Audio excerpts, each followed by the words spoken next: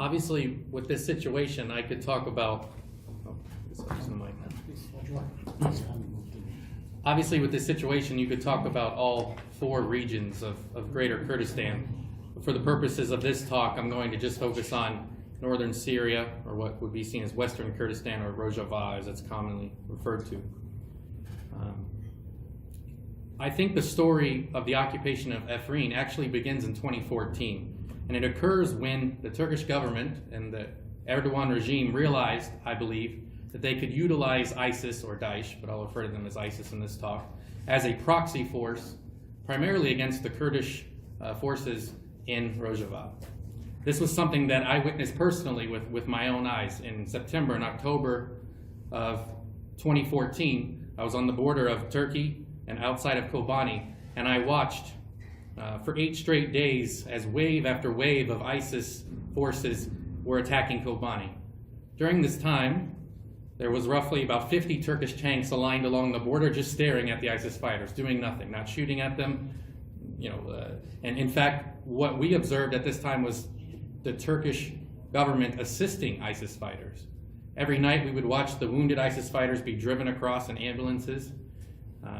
Weapons would cross the border. In fact, it became so common in the media that it was called the Jihadi Highway, which is a lot of fighters would fly in from the Central Asian republics, supported by the Turkish government, and they were basically flying into Istanbul and then going to Gaziantep and then being ushered across the border by Turkish MIT, Turkish intelligence. The claims by the Turkish government when they invaded Afrin and the 2 times that they've invaded Syria or Rojava is that they've been fighting terrorism. But all you have to do is look at the situation to see how false this claim really is. All you have to do is look at the fact that when ISIS controlled the city of Tel Aviv, the Turkish government was fine with that.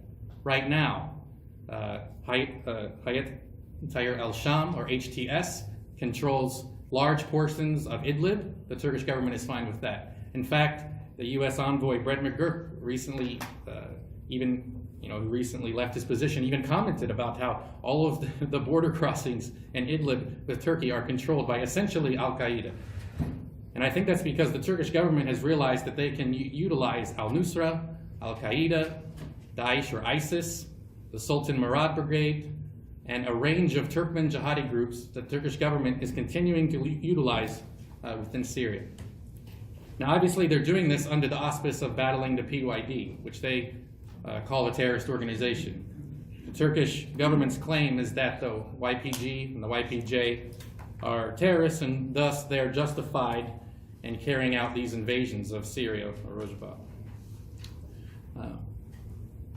But if you look at the invasion that took place in 2018, the Turkish army, basically with assistance by various jihadi groups, Al-Qaeda and Al-Nusra, the first thing that they did when they conquered the city of Afrin is they tore down the statue of Kawa the blacksmith. Those who are familiar with the Kurdish story of Neyroz know that the Kawa the blacksmith is a central figure in Iranian but also Kurdish mythology of the Kurdish New Year. This was deliberate. It was an immediate display that Turkey was going to attempt to annex northwestern Syria, which is what is occurring right now.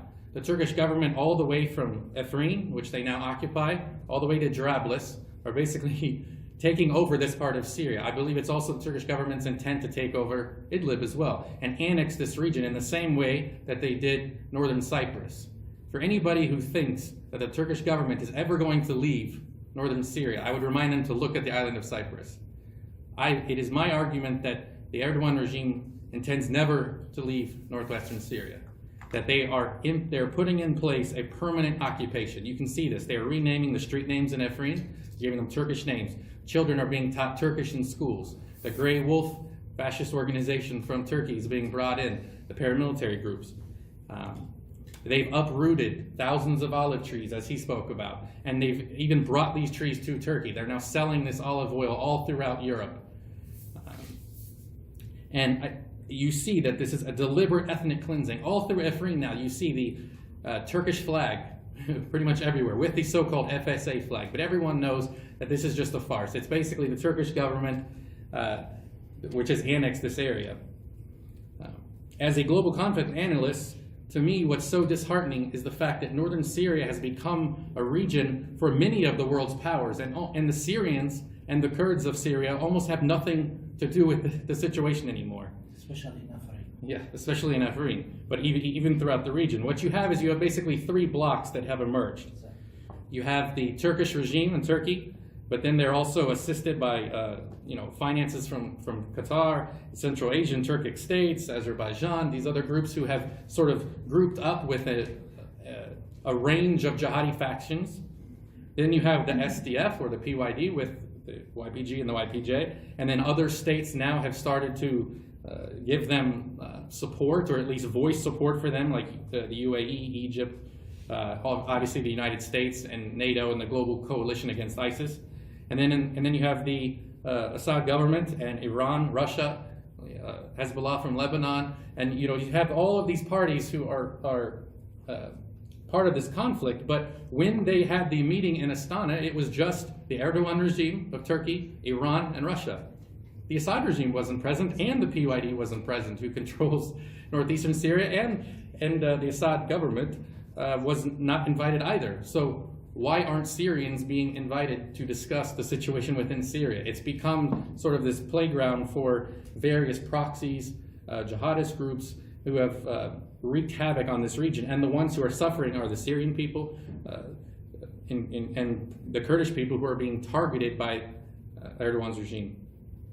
Lastly, I would say that what Erdogan is really threatened by is obviously that the PYD is heavily Kurdish movement, but he also fears the democratic confederalism ideology of the PYD, and he's trying to use it. He's trying to use invasions within Turkey to distract from his own economic failures within the Turkish state. There's rising inflation within Turkey, and Erdogan, every time there's an election is coming up, as another one is now, Erdogan basically goes out and threatens to invade Syria, to rise a rise sentiment between the AKP and the MHP party within Turkey, and he uses this to sort of get votes. I believe that with the upcoming election coming, it's possible that the Turkish government will launch an invasion, actually. If I had to guess, I would say it will probably occur around the city of Manbij or Tel Abyad, or possibly both of them simultaneously. It's important that the international community work now to prevent this. If the Turkish government is allowed to invade Tel Abyad or Manbij, it will create a gigantic disaster in the same way that it did in the city of Afrin. People will be displaced, there'll be ethnic cleansing, and the PYD right now holds about 1,000 ISIS prisoners who I'm sure the Turkish government would love to have released under their supervision. So what I would end with is the fact that the Syrian people deserve to live in peace in Syria. Kurdish people deserve to live in peace with Syria. And right now, the primary actor who's preventing this is the Turkish government, the Erdogan regime, and his various jihadi fighters that he's implementing. Thank you. Thank you.